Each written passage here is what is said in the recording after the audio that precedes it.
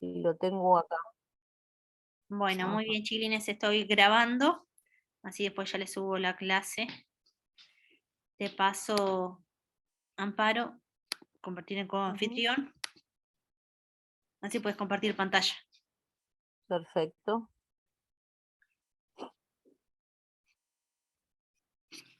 Ay, qué feo ser la única que tiene la cámara prendida. ¿Eh? Qué feo ser Ah, la única que tiene la cámara prendida, por lo menos te miraba.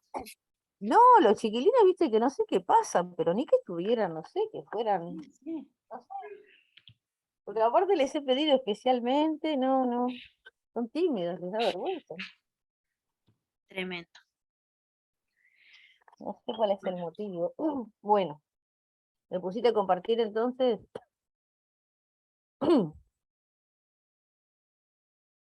Muy bien.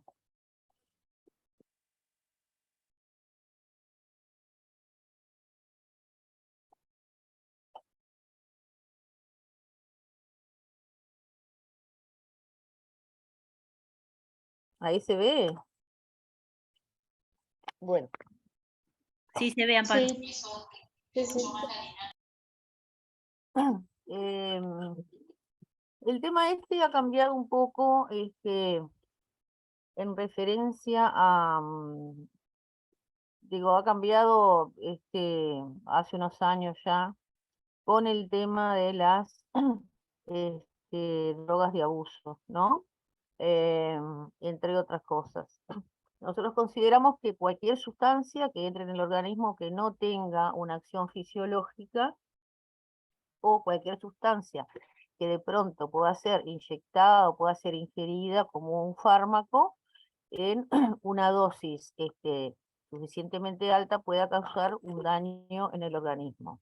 Así tenemos los fármacos, este, las sustancias químicas del hogar, también por iatrogenia, ¿no? Ahí entramos nosotros.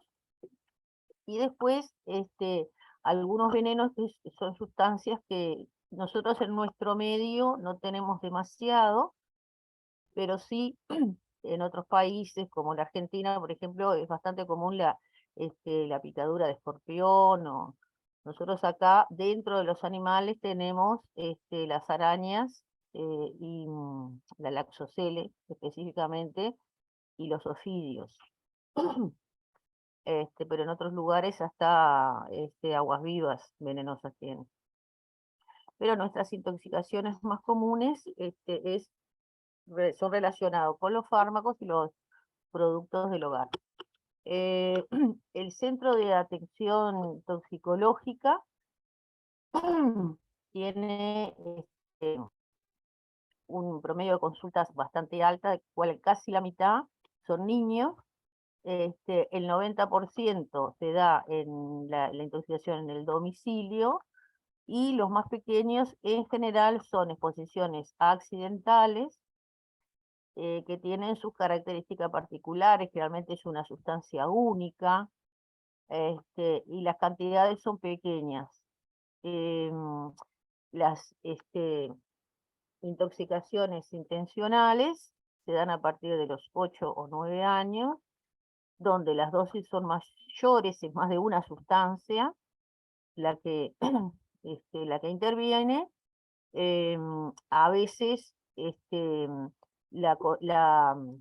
consulta es tardía porque en general el adolescente o se encierra en su cuarto o para realizar los intentos de autolisis.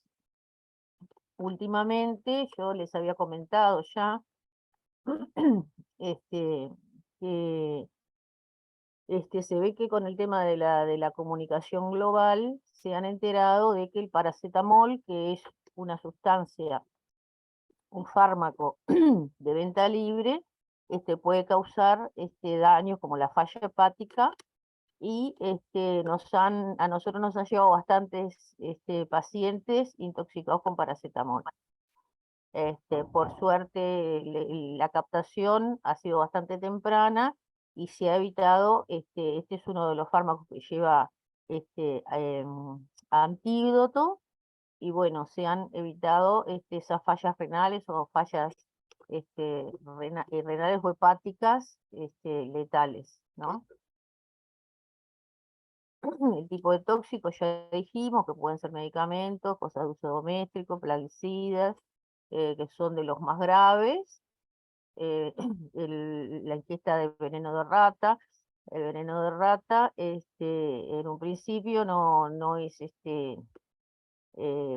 letal. En general lo tienen niños pequeños, donde el familiar se da cuenta y bueno, lo que hay que hacer es controlarle el tema de la coagulación. ¿Tá? Y los insecticidas y los órganos fosforados son las presentaciones más graves. Hay distintos síndromes em, que a nosotros nos puedan hacer pensar cuál es el fármaco o cuál es el tóxico. La idea no es identificar en principio el tóxico, sino corregir las alteraciones fisiopatológicas que va teniendo el paciente. Las presentaciones pueden ser una alteración aguda de la conciencia, generalmente son síndromes opioides o relacionados con benzodiazepinas, acidosis metabólica sin causa aparente, alteraciones del ritmo, comportamiento inusual, olor inusual. Puede pasar muchas veces en la ingesta de hidrocarburos, mismo el niño puede llegar con la ropa mojada con ese hidrocarburo. Sobre todo se da en estos niños más pequeños, que los padres guardan esos productos en botellas de refresco, y bueno, esa ropa si no se retira inmediatamente, puede dar quemaduras hasta el 2.º grado en la piel del niño. Vómitos importantes, diarrea y bueno, pacientes con shock sin causa aparente, siempre que el cuadro como que no encaja en ninguna patología o en ningún diagnóstico. Siempre se debe pensar en los elementos tóxicos.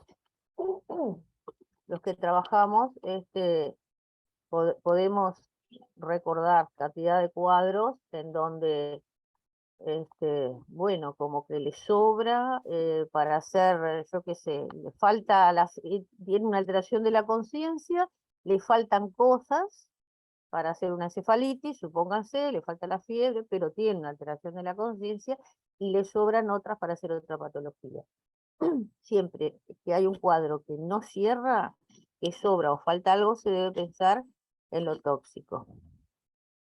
Y sobre todo, bueno, como yo les decía, hoy por hoy, en el tema de las drogas de abuso, fumar en habitaciones cerradas con el niño adentro, o en un coche, en un auto con el niño adentro, eso lo hemos visto, ¿tá? Y muchas veces también se les da en forma em, intencional a los niños. Le dan una benzodiazepina para que duerma, o le dan algún tipo de sustancia, que por supuesto en el relato no va a aparecer. Cuesta mucho para que aparezca en el relato que existió una droga de abuso que se le dio al niño. Nosotros tenemos como dos secuencias. Una va a ser el ABCDE que yo les decía, de sostén de las funciones vitales, pero si el niño está consciente y coopera, pasamos a la segunda fase, que es la identificación del tóxico, evitar la absorción, favorecer la eliminación y aplicar algún antídoto o antagonista si procede. ¿Tá? Para identificar el tóxico es importante la anamnesis a la familia, el examen físico, y el laboratorio se deja para lo último, porque generalmente el laboratorio, ustedes saben que va a demorar los resultados, y bueno, es importante manejar esos síndromes. Bueno, el niño está con depresión neuropsíquica, está con bradicíclico, está bradicárdico, y más la anamnesis nos vamos nos podemos orientando de qué tóxico se trata. Las alteraciones de las pupilas son bien importantes, sobre todo para el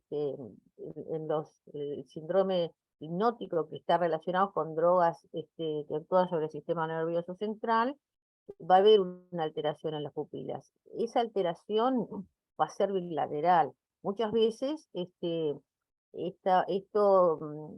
nos descarta cuestiones focales, o sea, el niño se puede haber caído, entonces se cayó y por eso estaba con depresión de conciencia, o estaba con depresión de conciencia y después se cayó y tuvo un traumatismo encefalocraneano. Bueno, ¿cómo están esas pupilas? Cuando las pupilas, a pesar de estar alteradas, que pueden estar midriáticas o mióticas, son, eh, están simétricas, siempre se debe pensar en algo sistémico, o sea, no hay nada focal, que el niño haya tenido un traumatismo y tenga un hematoma intracraneano, siempre es algo sistémico, lo que se llama em, signos focales. Bueno, no es un signo focal, están simétricas. Puede haber alteraciones a nivel, ya les dije, en menos de la respiración, de la presión arterial, hasta llegar al paro si no se corrige. ¿Está? Las benzodiazepinas son las causas más frecuentes. Y este otro tipo de síndrome es cuando intervienen opioides.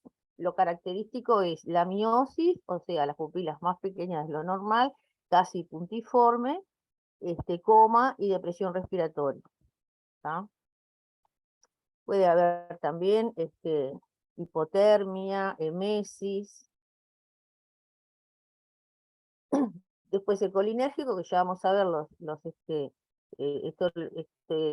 síndrome, lo dan la intoxicación con órganos fosforados, con determinados síntomas muscarínicos y nicotínicos y del sistema nervioso central, que vamos a ver lo que es, y algunos van a comprometer el sistema respiratorio, otros van a comprometer el sistema digestivo.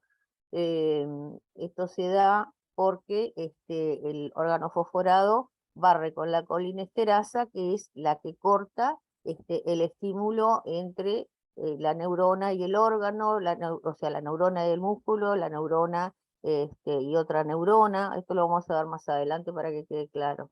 Pero es un síndrome bastante florido, está relacionado siempre con una historia de que más que por ingesta, este fármaco en los niños se ingresa a través de la piel, y bueno, en general, lo que estamos acostumbrados a verlo con la historia, junto con la anamnesis, enseguida sacamos que es una intoxicación por órganos fosforados.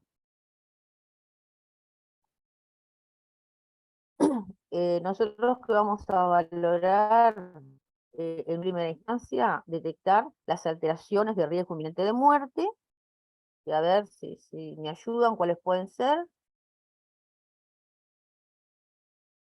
¿Qué cuadro ustedes ven que puede llevar al paciente rápidamente a la muerte? ¿Cómo llega el paciente? Una depresión de conciencia, por ejemplo, un paciente que tiene que ser ventilado. Una depresión de conciencia. ¿Cuál es el límite para ventilar un paciente cuando está con depresión de conciencia? ¿Cuál ¿Cómo es el sabe? límite? ¿En la escala de Glasgow, dice usted? Sí, o en el APDN.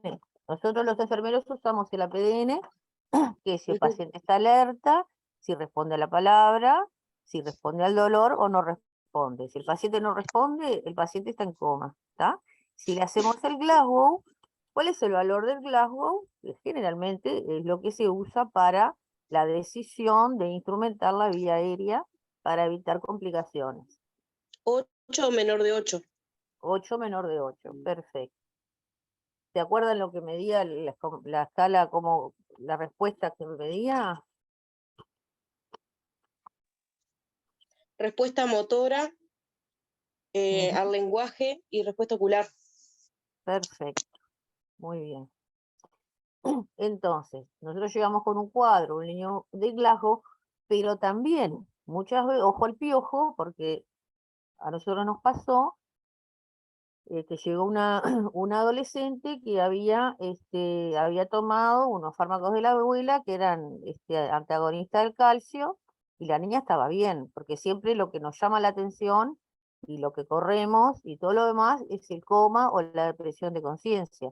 Pero esta niña estaba bien, tenía alteraciones en los signos vitales, tenía alteraciones en los signos vitales. Que Yo le hice el cuento que a mí, yo qué sé, los familiares denunciaron y como a los 2 años me solicitaron, bueno, todo el personal que estuvo, de enfermería que estuvo tratando a esa niña, me dieron la historia y la niña ya al rato de estar, ya tenía una bradicardia, que o sea, nadie la identificó, porque nosotros los signos vitales los controlamos los signos vitales sabiendo, o sea, tenemos que saber cuáles son los normales, ¿tá? Más allá de que, supónganse, capaz que puede haber alguno que no se acuerde muy bien, un niño de entre 2 y 4 años, pero un adolescente grande es prácticamente casi un adulto. Entonces, ya la niña tenía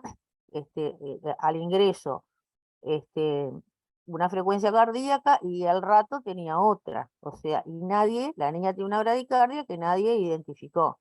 La niña estaba bien, estaba cenando y paró y no la salvó nadie, ¿tá? Porque había ingerido los beta antagonistas de la abuela y era como una presentación diferente. Entonces, si bien siempre estamos alerta a la depresión de conciencia, esta es otra presentación que aparte fue como la tormenta perfecta, porque em, en la vuelta la fue a buscar el 105, no le hizo lavado gástrico, no llamó al SIAT, y vino en el cambio de guardia y como quien no quiere la cosa, pasaron un par de horas, ¿no? Y bueno, eso puede pasar también. Entonces, el primer personal de la salud, sea médico, enfermero o lo que sea, que detecte que puede haber ingerido una droga peligrosa, este, esto generalmente hace que el paciente, por ejemplo, ustedes cómo lo van a ubicar, en qué unidad, lo van a tener que monitorizar, ¿está? Y se le va a tener que hacer el tratamiento de la intoxicación, más allá de la monitorización, consulta con cardiólogo y si existe o no algún antagonista para ese fármaco.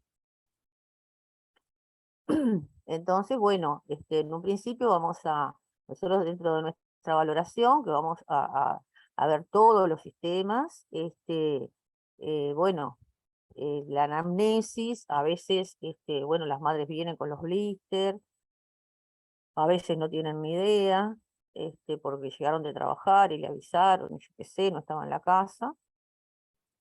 Y bueno, y lo último va a ser intentar identificar al tóxico. Primero nos vamos a tratar de fijar en el ABCD, para mantener las funciones vitales y después identificar el tóxico.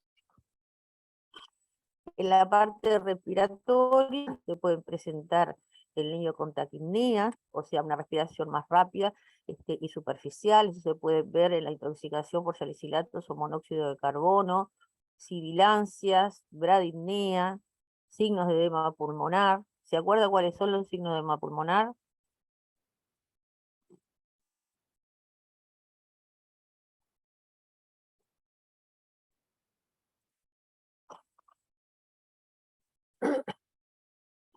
Los signos de edema pulmonar, estamos hablando de polipnea, taquicardia, cianosis, puede tener secreciones espumosas, reflejo hepatoyugular, todo eso, y que generalmente son refractarios a la administración de oxígeno, o sea, al paciente se le administra oxígeno y no mejora. Eso es el edema pulmonar.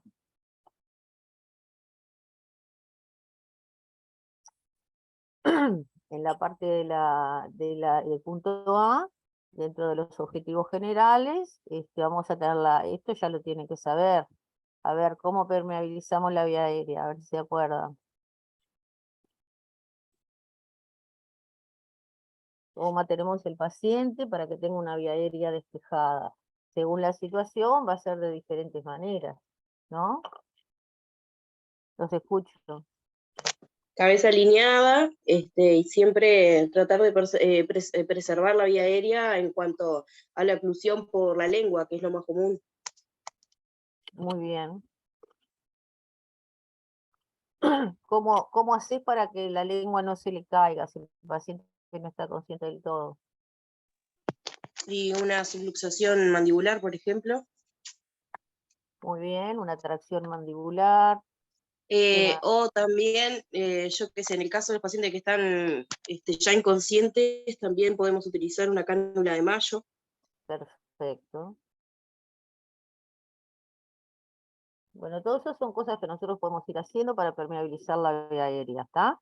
Aspiración de secreciones si tiene, la posición alineada, ir preparando el material para intubación orotraqueal, valorar los signos de edema pulmonar, administrar oxígeno para una saturación mayor a 95, que será con el dispositivo, dependiendo del caso, y en caso de que haya broncoespasmo, administrar beta 2.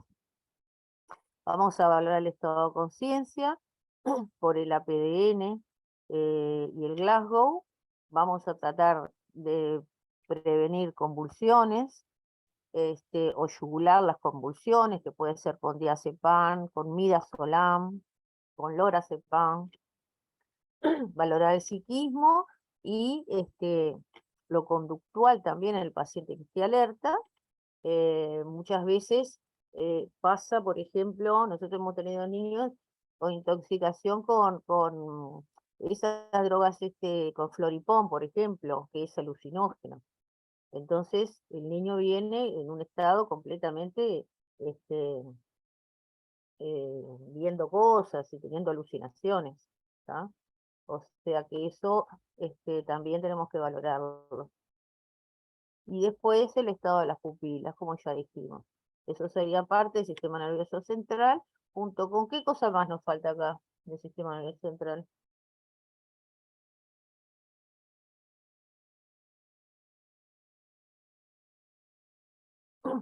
El control de temperatura, ¿verdad?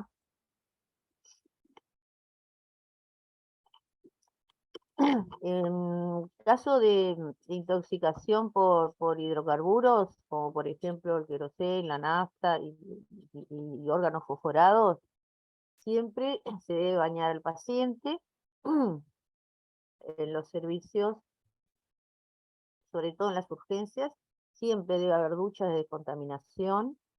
Los niños con estas intoxicaciones, nosotros, el personal se tiene que proteger también porque son compuestos que ingresan por vía transdérmica también. Entonces,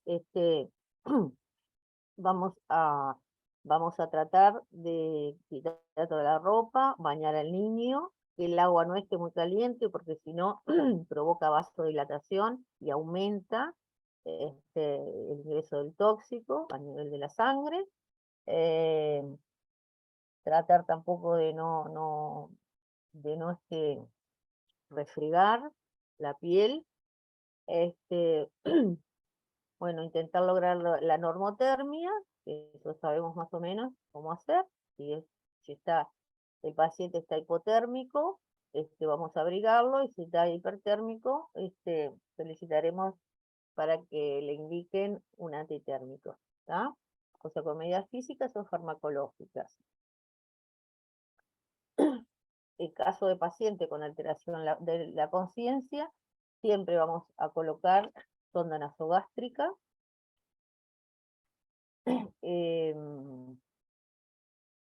La administración de carbón activado es en una segunda etapa, porque si es posible se debe hacer lavado gástrico.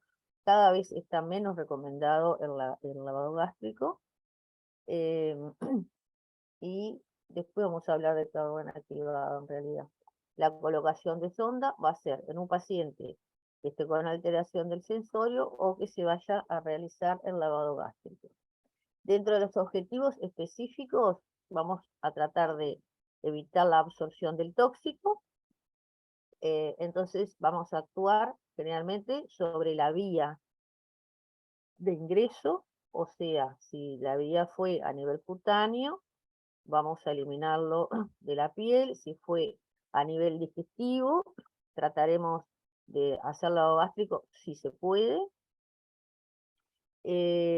Favorecer la absorción. La absorción quiere decir que, bueno, una vez, si el fármaco ingresó o el tóxico ingresó a la vía digestiva y no es posible por el tiempo hacer un lavado gástrico, que después de la hora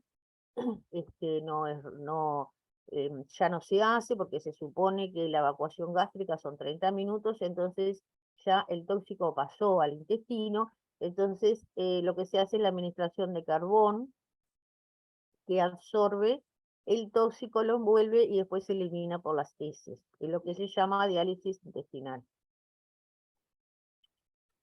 Facilitar la eliminación y neutralizar el tóxico en caso de que existan antídotos o antagonistas para neutralizar ese tóxico. Las quemaduras químicas, es importante la descontaminación ocular. Se hace a nivel, se hace un lavado constante a baja presión, para retirar la ropa, como ya dijimos, en caso de hidrocarburos y órganos fosforados, y lavado gástrico. Este es el punto 1. En un paciente que está con alteración de la conciencia en coma, ustedes, antes de hacer un lavado gástrico, se debe proteger la vía aérea para evitar aspiraciones, aspiraciones de contenido gástrico, ¿está? La posición es de cúbito lateral izquierdo, porque de cúbito lateral izquierdo y no derecho.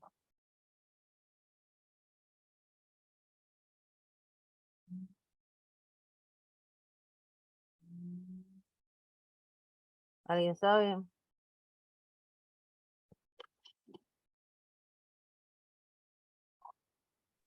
Recuerden anatomía, chiquilines, lo de los lóbulos.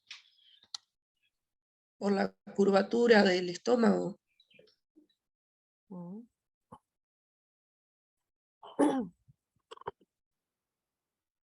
Ustedes recuerden que siempre la posición de seguridad para evitar aspiración de contenido gástrico es de cúbito lateral izquierdo, ¿tá?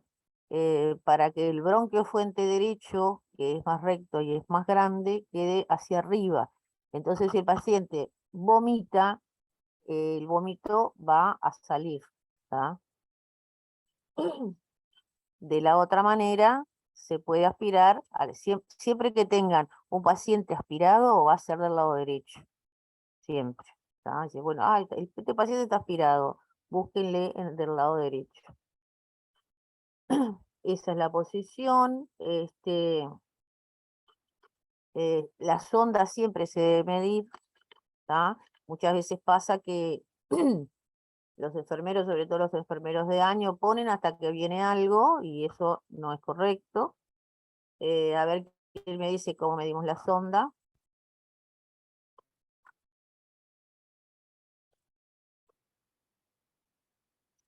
Al colocar la sonda, díganme qué puede pasar cuando ustedes están colocando una sonda.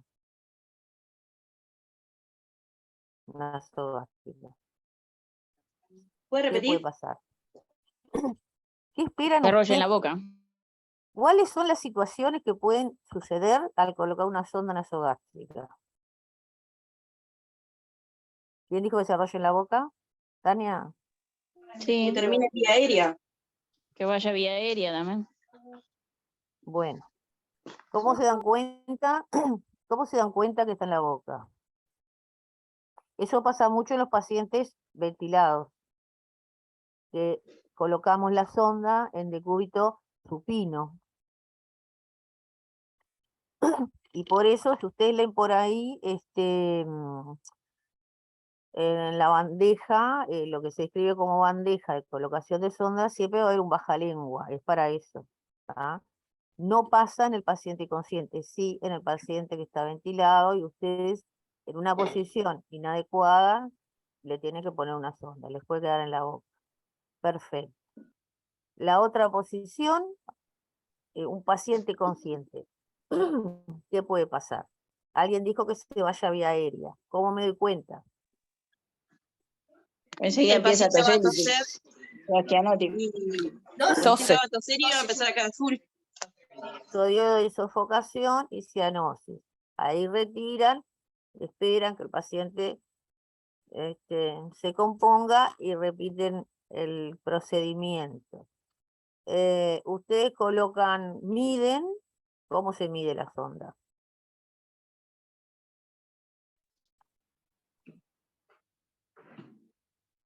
¿Cómo se mide?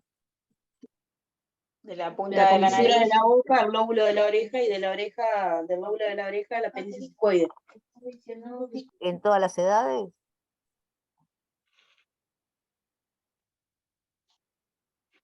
En el lactante, sobre todo el lactante pequeño, se mide la punta de la nariz al trago, que Al es esa lóbulo. prominencia donde se ponen los piercing, eso se llama trago, esa partecita de la oreja. Y pues después la distancia media entre el apéndice cifoides y el ombligo. Exacto. O 1,5 centímetros, 2 por debajo del apéndice cifoide. Los niños más grandes. Los niños más grandes se mide a nivel del apéndice cifoide un poquito más. Y en los lactantes es la distancia media entre el ombligo y el apéndice cifoide, más abajo. Bueno, medimos, no viene nada. Medimos, fijamos, no viene nada. ¿Qué hacemos? Se verifica con el estetoscopio. ¿Cómo? El operario coloca el estetoscopio en la altura del estómago y el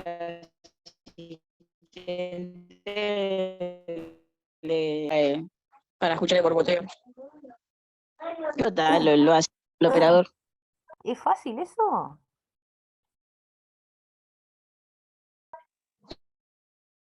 ¿Es fácil Y escuchar? no, muchas veces no se escucha. A veces ¿Y qué haces si no se porque se escucha? obstruye. Si no se escucha, ¿qué haces? Volvés a inyectar aire, ¿no? Depende de la práctica de cada uno. Si no se escucha, volvés a inyectar Ahí aire.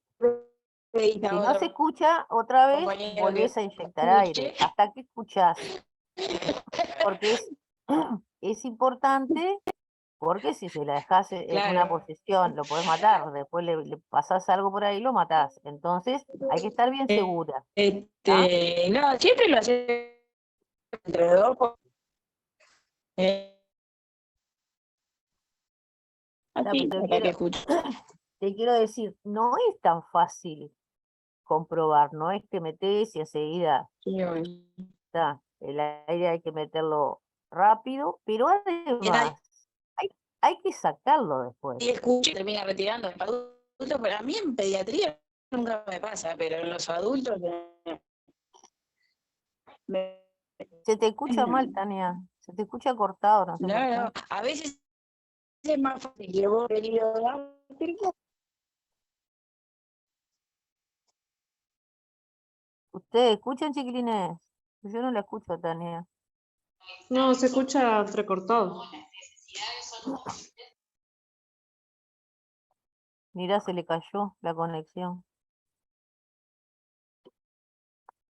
Bueno, debemos comprobar, inyectar el aire cuantas veces sea necesario y después tenemos que retirar el aire. Por eso nos conviene ir midiendo cuánto estamos, cómo vamos a introducir, ¿no? Cuánto introducimos para después retirarlo. Comprobar la ubicación, se puede fijar con técnica de bigote, porque esa sonda, una vez que hagamos el lado gástrico, la vamos a retirar. o con la técnica que tenga a su servicio, ¿no? ¿Cuánto vamos a infundir? Son 15 mililitros por kilo de peso del niño, en los niños menores. Y después, más o menos, entre 250 y 300 en niños mayores. Si es tibio, mejor.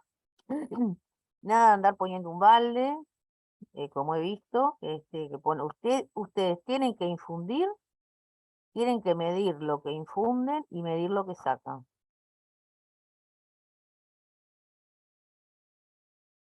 ¿Hasta acá vamos bien?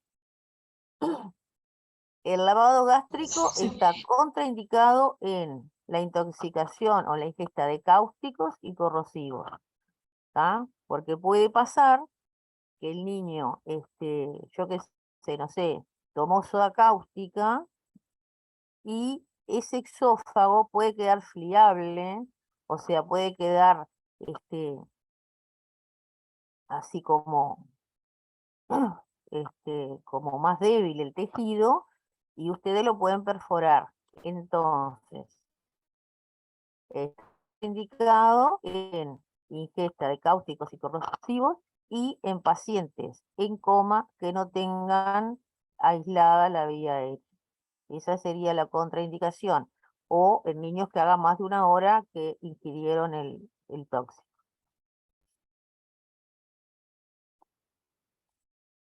La administración de carbón activado se puede administrar.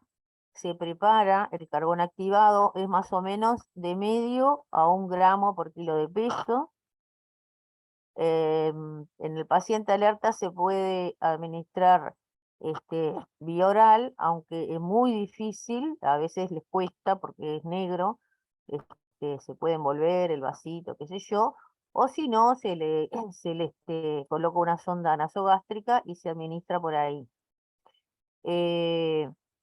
También está contraindicado en la ingesta de corrosivos, ya que ese paciente va a ser un paciente, estos pacientes generalmente que ingieren corrosivos son de resorte del cirujano, porque en realidad lo único que se le hace es colocar vía, se administra calmante y un antibiótico, y va a endoscopía y, o sea, ya esos pacientes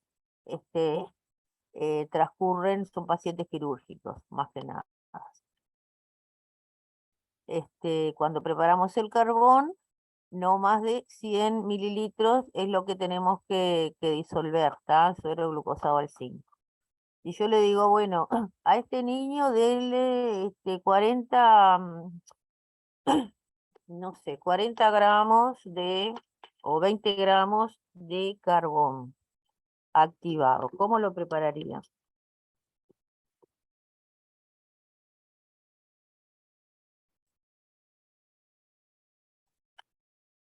¿Cómo miden los gramos?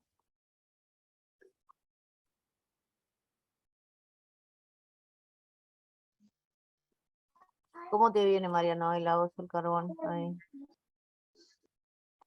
Depende de la presentación, porque viene de 5 y de 50. Bueno. En sala no tenemos.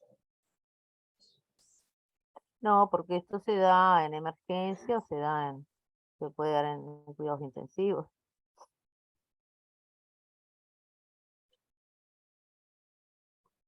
O a no ser que pase algo ahí en la sala y el niño tenga que recibirlo. Pero ¿cómo se les ocurre medir? Porque si viene de 10 y de 50, perfecto, le tenés que dar 40. ¿Qué le das? ¿4 de 10? Ok. ¿Cómo medís? ¿Cómo se mide?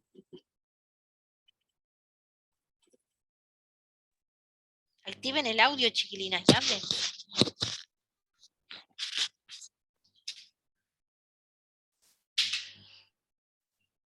Sandrita, ¿cómo lo dan ahí en emergencia? ¿Cómo lo preparan? Y según el peso del paciente, Ajá. la cantidad de esto que le ponemos. Sí, pero no siempre te va a hacer una cosa redonda de 10, 20, 30. ¿Y haces 50 en 50 de suero glucosado? En Y ahí le agua. pasas 40. Sí, se puede ser una opción.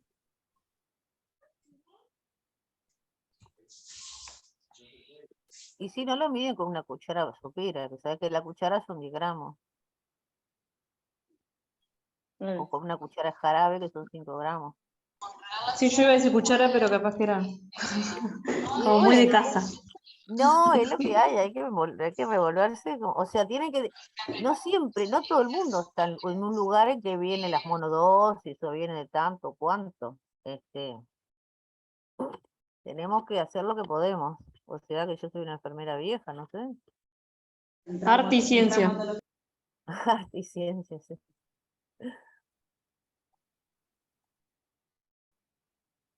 Muchas veces el carbón puede ser administrado en una sola vez o, dependiendo del fármaco ingerido, pueden hacer indicaciones de repetirlo.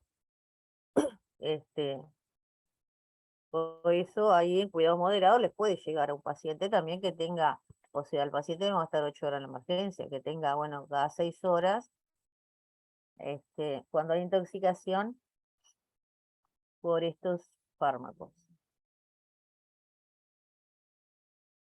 Esto no se usa, los catárticos son como catárticos los purgantes. Eso al principio se usaba, ahora ya no se usa. Lo que sí se usa la diuresis forzada en algún tipo de fármacos. ¿Tá? El aporte, aumentan el aporte de líquidos para hacer como una, forzar la diuresis y lavar el tóxico. Y después hay sustancias que necesitan de antídotos o antitóxicos, porque pueden ser antídotos o antagonistas. El antídoto como que se opone a la acción del tóxico y el antagonista compite, es un fármaco, un compuesto de la misma familia del tóxico y compite por el lugar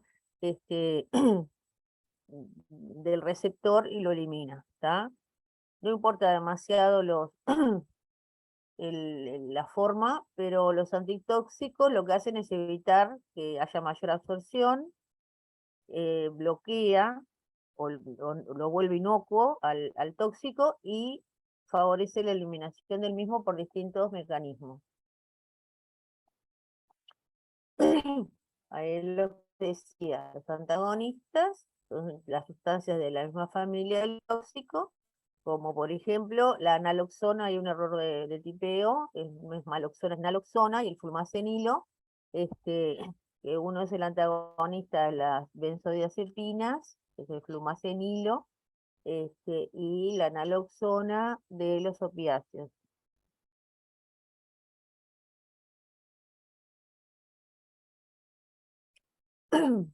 El flumacenilo se administra en bolo con una dosis inicial de 0,01 miligramo kilo. Se puede repetir. A los pediatras no les gusta mucho administrar antídotos porque dice que estos antagonistas, porque dice que después hay como un pico, el paciente se mejora y después puede volver a caer en la misma, en general son pacientes que están con depresión de conciencia y demás. Lo importante es que se dan bolo, se puede repetir, tiene 0,5 miligramos en 5 mililitros, y ya les digo, en pediatría no se conoce mucho, no hay mucha experiencia porque no lo usan. Creo que en adultos lo usan más. La naloxona generalmente se encuentra generalmente está en las salas de parto, porque muchas veces en las cesáreas los niños nacen con depresión de conciencia por los fármacos, sobre todo si utilizan anestesia general, y también se pueden usar con ese fin, ¿tá? La dosis es de 0,1 miligramo kilo y se puede repetir hasta 2 dosis en niños más grandes. Estos son los compuestos o intoxicaciones que necesitan antídotos o antagonistas. Por ejemplo, en el monóxido de carbono, ¿cuál les parece que es el antagonista o el antídoto? Es una intoxicación que ¿por qué vía se da? ¿Por dónde ingresa el tóxico? Vía aérea. Por la vía aérea. Entonces, ¿con qué lo vamos a barrer? ¿Con oxígeno? Oxígeno. Con oxígeno. ¿Tá?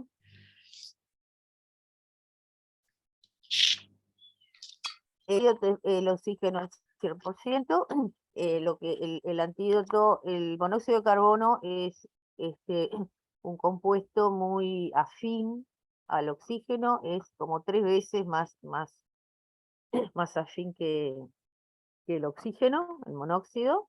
¿Ustedes se acuerdan el oxígeno, cómo viaja en la sangre hasta los tejidos?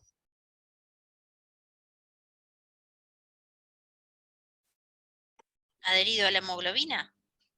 Adherido a la hemoglobina. Entonces, a ver si tengo por acá. No. Tenía un dibujito. No importa, se me perdió. El oxígeno viaja unido a la hemoglobina. Entonces, el monóxido de carbono, al ingresar al organismo, desplaza el oxígeno de la hemoglobina y se une a la hemoglobina y circula. ¿Tá? Entonces, el paciente, dependiendo de los niveles de carboxihemoglobina, va a tener diferentes síntomas, desde síntomas leves hasta, bueno, síntomas muy graves. El antídoto es el oxígeno al 100%, lo vamos a administrar. ¿Cuál es el dispositivo oxigenoterapia convencional que aporta más FiO2? Máscara con reservorio. La máscara con bolsa reservorio. Entonces, vamos a tratar de mantener ese paciente. ¿Cómo se coloca la máscara con reservorio?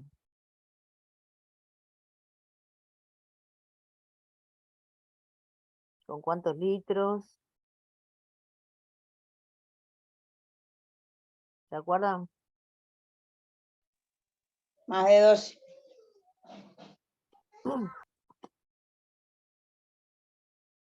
¿Cuál es? Hay 2 tipos de máscara con reservorio, ¿verdad? Ya se olvidaron de lo que dimos de oxígeno. Hay 2 tipos, una con válvulas colocadas y otra sin válvulas. Bárbaro. Bueno, a ver, Tania, ¿cómo se coloca? Además y tienes que tener el paciente, supongo que si está con necesidad de reservorio, o es porque tiene mucha polipnea o porque es un intoxicado con monóxido de carbono. Semisentado, con el elástico firme y el cosito de la nariz también, que esté funcionando, porque a veces están rotas y fuga por todos lados. Bien ajustable al tabique nasal. Y bueno, si es con monóxido, tiene que tener, para liberar, tiene que ser sin válvulas. Y si es por dificultad respiratoria, con las válvulas. Tiene que ser con válvulas, que es lo que, con válvula es lo que me da más FiO2. Entonces, a ver si tengo acá para una pizarra. Bueno, las válvulas colocadas, primero lo que tenemos que chequear es que el dispositivo esté sano, porque muchas veces pasa que van a centros materiales y no sé, pues las válvulas se pierden, yo no sé si... Entonces, que tenga todas las válvulas, que son unas membranas de silicona. Una está entre la bolsa y la máscara, y las otras dos están a los lados de la máscara, ¿tá? Son unas cositas redondas de silicona. Entonces, lo que hago es enchufar el dispositivo al oxígeno central, o al balón, lo que sea, con más de 10 litros, y chequear que el reservorio no esté roto, ¿tá? Voy a inflar bien el reservorio porque el paciente va a respirar. Cuando el paciente inspira, se abre la válvula que está entre la máscara y la bolsa, y el paciente respira oxígeno al 100%, ¿tá? Directo de la pared, va directo de la pared a la bolsa y de ahí al paciente. Entonces, se cierran las membranas de la máscara para que el paciente no respire del aire ambiente y se mezcle, porque si se mezcla ya no va a ser al 100% el oxígeno, va a ser menos.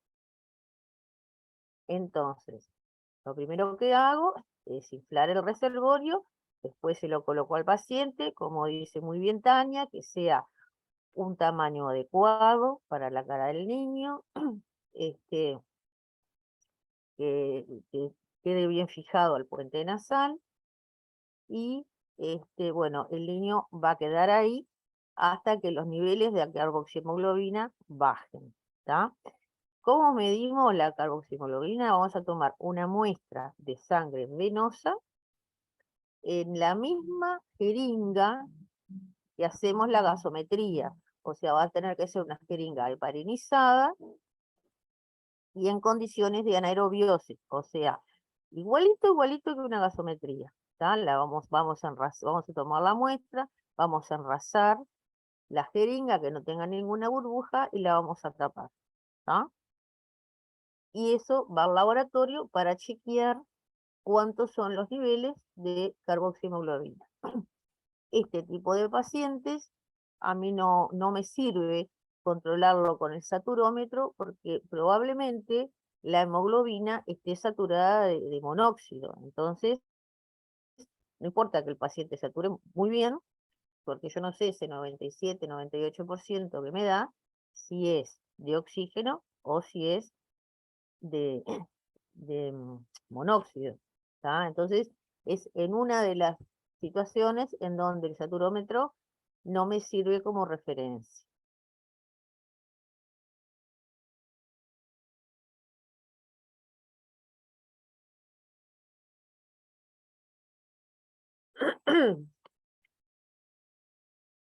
Bueno, esto es lo que ya dijimos. En los casos más graves, eso en realidad no está muy, muy definido. Hasta hace poco decían, bueno, niños con una carboxiemoglobina mayor al 5%, pero muchas veces, independientemente el porcentaje de monóxido en sangre, muchas veces si ha tenido una sintomatología muy florida, con pérdida de conocimiento y demás, se debe usar la cámara hiperbárica. Muchas veces esta intoxicación lo que hace es dar consecuencias a largo plazo a nivel neurológico, por sustancias que quedan derivadas de este monóxido a nivel de los capilares del sistema nervioso central, los capilares cerebrales. Muchas veces se dan casos hasta como de locura, años después de esta intoxicación, y muchas veces no se hace la relación, no relacionan ese cuadro psicótico con los niveles de intoxicación. Entonces, siempre para más seguridad, la medicina hiperbárica está muy buena, ¿tá? La vida media del monóxido es de 4 a 6 horas al 21%, cuando la fracción expirada de oxígeno es al 21%. ¿Cuándo es el 21% la FiO2? Valvulita puesta, ¿Eh? ventilando al aire. O con OAF. Ventilando al O ventilando el aire. aire o con OAF. Ventilando al aire es al 21%. ¿Tá? Ventilando al aire es de 4 a 6 horas. ¿Tá?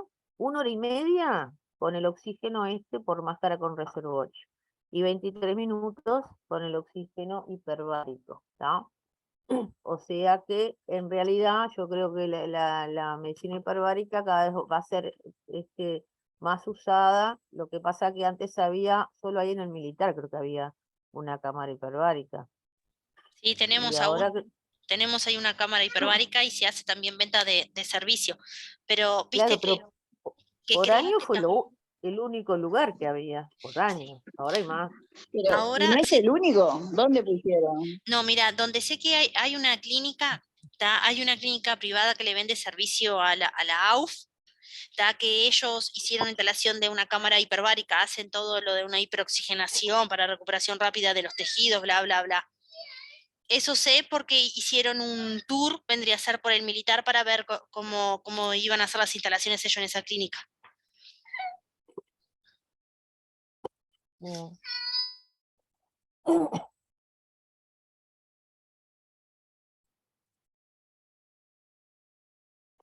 Bueno, muy bien.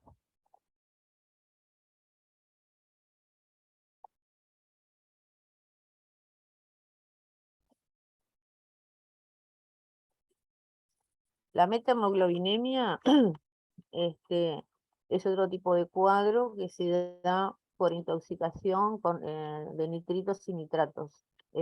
Se puede ver en niños, sobre todo, que han consumido em, verduras de hoja, mucha cantidad de verduras de hoja verde, como acelgas, espinacas y demás. El niño se presenta, como está acá, cianótico, con la piel azulada. Lo que hacen estos compuestos de nitritos y nitratos es, el oxígeno se pega a la hemoglobina. La hemoglobina, esto azul, son 4 grupos de hierro. ¿Tá? El oxígeno se pega a la hemoglobina junto a estos compuestos de hierro. Lo que hacen los nitritos y nitratos junto con otras sustancias de este tipo es alterar ¿cómo es? La combinación esa de la configuración química del hierro, y entonces lo dejan, en vez de ser en estado ferroso, lo dejan en férrico, ¿tá? Le sacan una patita, entonces el oxígeno ya no se pega a la hemoglobina. Entonces el paciente de pronto está cianótico, está de color azulado o pálido, como esta foto, y el diagnóstico diferencial es que cuando le hacemos la extracción o para poner una vía y demás, la sangre va a ser color chocolate. Esa es como la característica diferencial para hacer el diagnóstico de metamoglobinemia. Esta también es un cuadro que necesita, estos son los valores dependiendo de la cantidad, los síntomas que puede dar. En general, en los niños no hay demasiado problema porque los padres consultan en etapas bastante tempranas y bueno, no llegan a cuadros graves.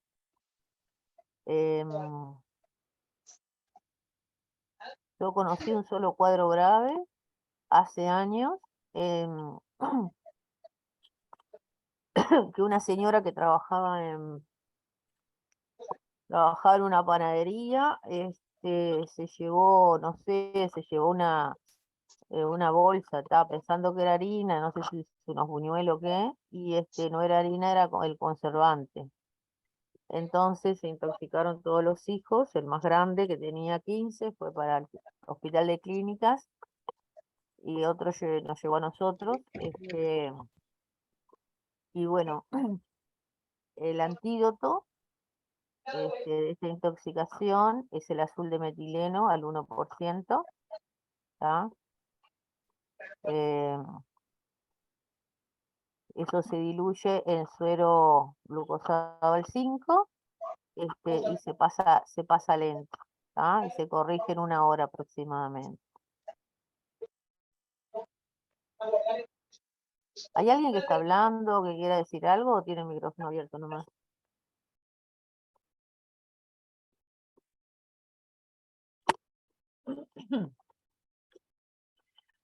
Bueno, esta es de las intoxicaciones más graves. El órgano fosforado entra al organismo por vía digestiva, inhalatoria o dérmica. En los niños lo más común, o sea, en adultos se da generalmente gente que trabaja en el campo con el tema de los plaguicidas. En el niño es muy común que el niño se intoxique con bañándolo al perro, ¿tá? Ahora no hay tantos productos así, pero los pulvicidas, por ejemplo, se ha visto unas cuantas intoxicaciones por bañar al perro con los pulvicidas, en donde intervienen los niños, y por vía cutánea ingresa el tóxico. La acetilcolina es un neurotransmisor que ya les digo, lo que hace es, si esto es un axón, si esto es un axón que lleva a la sinapsis, que puede ser de una célula nerviosa a otra célula nerviosa, puede ser de una célula nerviosa a un músculo, ¿tá? O una glándula, etcétera. La acetilcolina es la que interviene en la sinapsis. La colinesterasa lo que hace es cortar la acción de la acetilcolina, ¿tá? Se corta el estímulo y ya está. Lo que hacen los órganos fosforados es barrer con la acetilcolina y con la colinesterasa, y entonces el estímulo no cesa. Por eso estos cuadros son muy floridos y van a tener lo que se llaman los signos nicotínicos, que son los vómitos, la diarrea, el dolor, calambres, bradicardia, broncoespasmo, todo lo que está ahí. Esto es pregunta de prueba. Los signos muscarínicos, que es todo lo que tiene que ver con la intervención en los músculos, las calambres musculares, taquicardia, o sea, todo lo que es músculo, tanto cardíaco, estriado, fasciculaciones. Fasciculaciones es el movimiento involuntario de la cara, por ejemplo. Midriasis, y a nivel del sistema nervioso, agitación, confusión, delirio.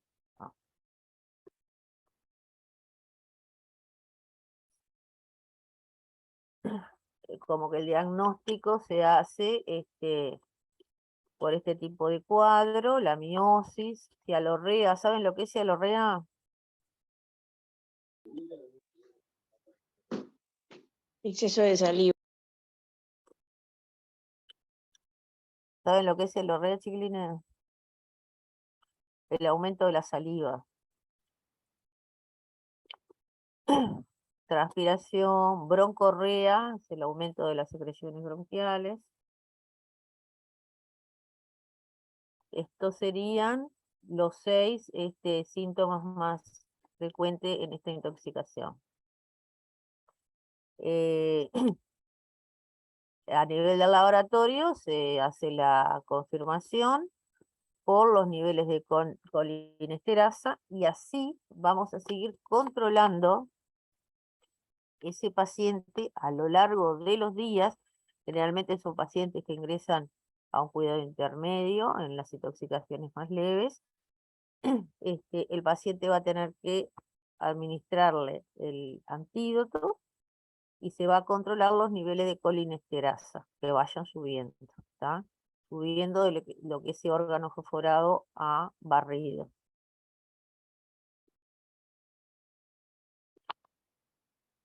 El antídoto es el sulfato de atropina, ¿tá? Que se da de 1 o 2 miligramos por 5 minutos, de 0,05 miligramos kilo para los niños, previo control de la frecuencia cardíaca y la tensión arterial, y se va a mantener, en principio se da en bolo, hasta lograr signos de atropinización, ¿tá? Y cuando en infusión, porque va a seguir, ya le digo, con muchos días hasta que levante los niveles de colinesterasa, se preparan 20 ampollas en 100 de destrozal 5, ¿tá? Para hacer el goteo de atropina.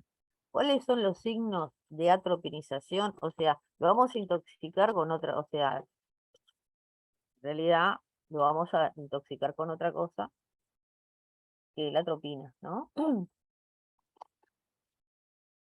La midriasis, o sea, el aumento de las pupilas, la taquicardia, sequedad de las mucosas, irritabilidad, aumento de la temperatura. Ustedes van a ver que el paciente está rubicundo, está colorado, ¿tá? A ese paciente como que la atropina le prendió y bueno, va a continuar con esos signos hasta que las colinesterasas llegue a su nivel normal. Yo me acuerdo, Nora, vos no sé Lo si te googlea- acordás lo una googleaste. anécdota. No, si googleando no vale. No, me Decime, acuerdo de Tania. unos nenes que tuvimos en el SAR, unos primitos, ¿te acordás? Que se intoxicaron con veneno de cotorra. Sí, me acuerdo. Fueron a jugar a un galpón. Y encontraron el veneno de las cotorras en una botellita de Coca-Cola y dijeron, ¡ay! Eran fatales, no sé. ¡Ay! Coca-Cola. Y uno se mandó un trago, dos, no sé cuántos, y vino el primo, se lo sacó, tomó él 2, 3 tragos, y vino el otro primo, se lo sacó, tomó él, y quedaron los tres intoxicados con órganos fosforados. Y fueron 2 para el Pereira y 1 con nosotros. A los 2 días, cuando estaba mejor el otro del Pereira, vino con nosotros, que era nuestro. Después me empecé a reír por lo de la irritabilidad. Claro, estaban con el goteo de atropina, nos tiraban el CTI abajo, porque ya estaban estubados y se colgaban de las barandas de la cama, saltaban, se hinchaban los sueros, hacían cualquier cosa. Sí, eso sí me acuerdo. Insoportable. Y después, ahora que tú estabas hablando, Amparo, de preparar un suero de atropina, otra cosa que yo me acuerdo es que hacemos con un lavado rápido, ¿viste? Cargamos una jeringa con atropina en una llave de 3 vías, se trata de colocar una vía periférica lo más cercana al corazón y se va infundiendo y se va lavando rápido con sueroficio. Sí. Por eso, las primeras vueltas son, pueden ser cada 5 minutos, ¿viste? Ujú. Son en bolo y después se le deja el goteo. Nada. ¿Sabes que tenemos a Alejandra? Alejandra Silva, que tiene una pregunta para hacer. Decime, Alejandra.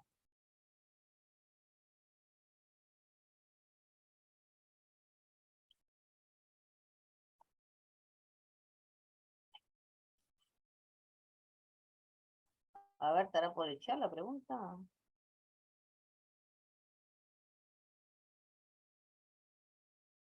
No.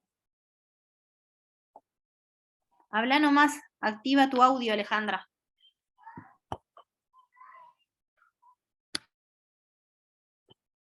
No me anda el micrófono, ¿está? Entonces escribe la pregunta y cuando la tenga ya la leemos.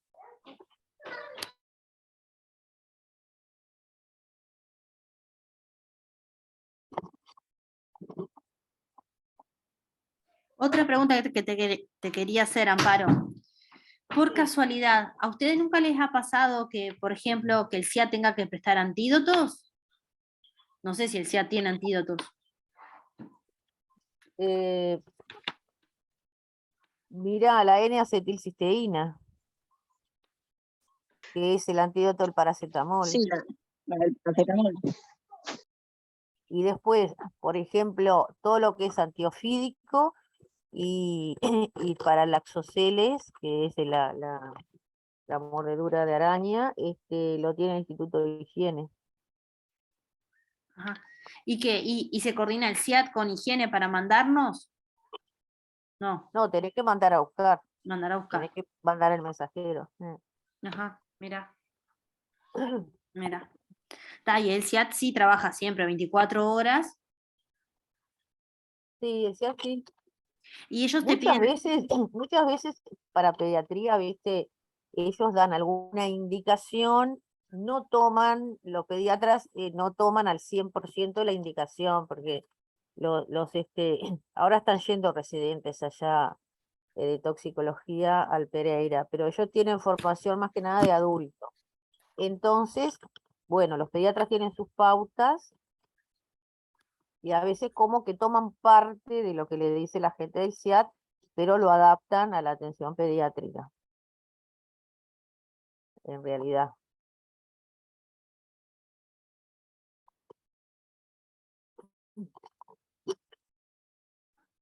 bien, Ellos tienen como una base de datos que tampoco, digo, pueden pasar tantas cosas extrañas, que a mí me pasó una vez, que en lo quirúrgico, que el anestesista se equivocó y preparó para una anestesia todas las drogas de la anestesia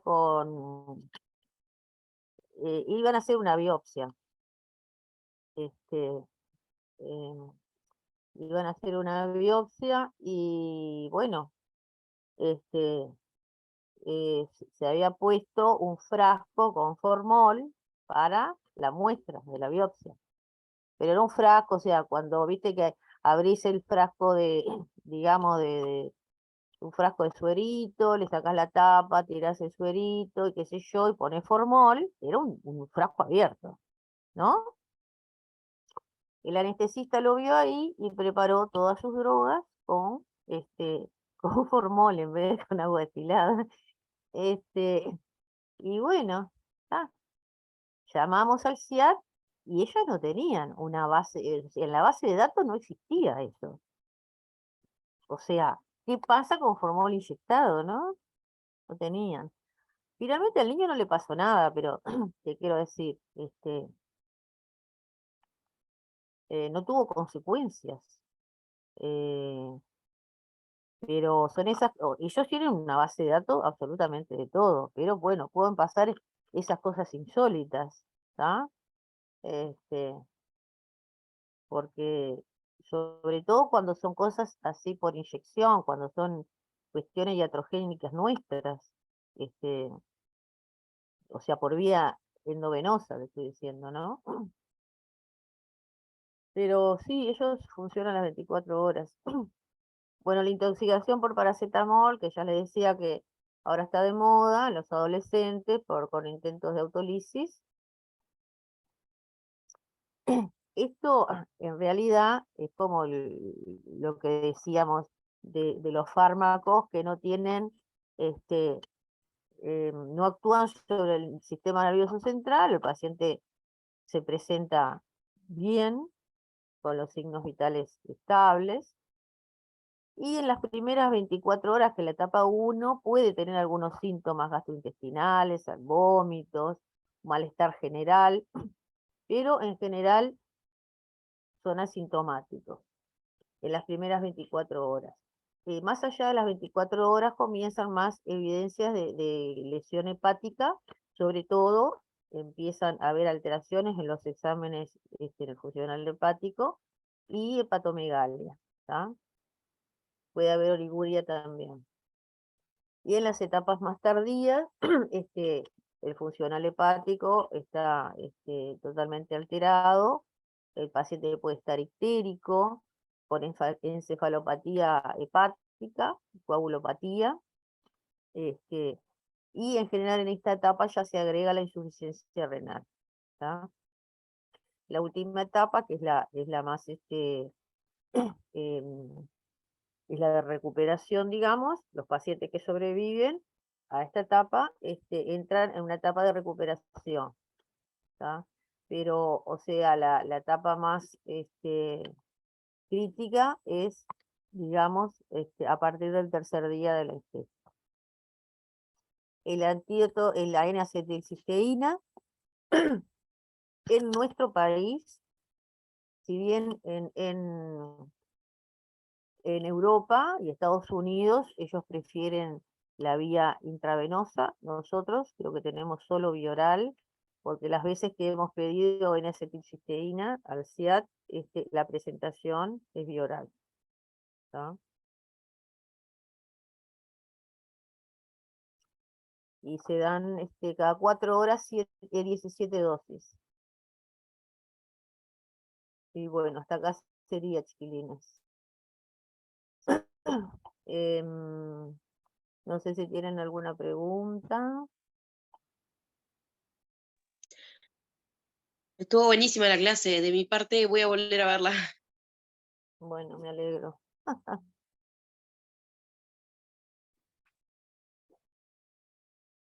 ¿Sabes, Este, Amparo, que están comentando en el chat con un caso que nosotros tuvimos de unos hermanitos que fue una intoxicación de anís estrellado?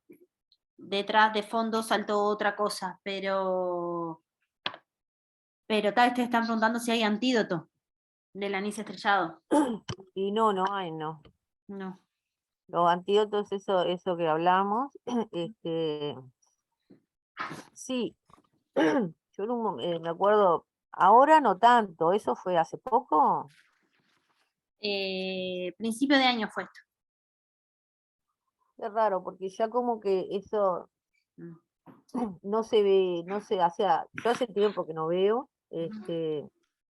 son costumbres generalmente de las abuelas. Exacto, estaban a cargo eh, de la abuela.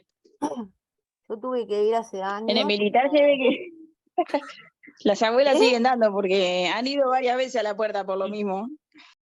La ¿Sí? chiquita que falleció hace poco, ¿no fue por intoxicación Sí. de anís estrellado? Bueno, principio de año. No, eso no. No fue esa igual. A esa le daban al hermano, no a ella. Pero se mezcló la historia y pensaron que era de ella. Es igual que la yerba de pollo, que le dan, o sea, le dan para las diarreas y es un diurético, o sea, más deshidratación, más, está. Nosotros tuvimos que hace años, yo fui con una doctora hasta Rivera, porque en realidad, claro, los mismos médicos le mandaban. Entonces, bueno, es como un tema más bien cultural eso, ¿no? Ahí dice la compañera que le daban a todos. Sí, sí.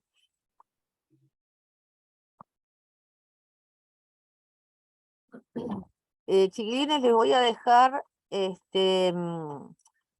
tareas, porque la semana pasada no les puse tarea, les voy a dejar 2 tareas para realizar. El martes que viene probablemente no tengamos clase, porque yo estoy preparando un concurso en la facultad. Y vamos a poner para esas 2 tareas un plazo hasta el viernes que viene. ¿Tá? Les digo con tiempo para que vayan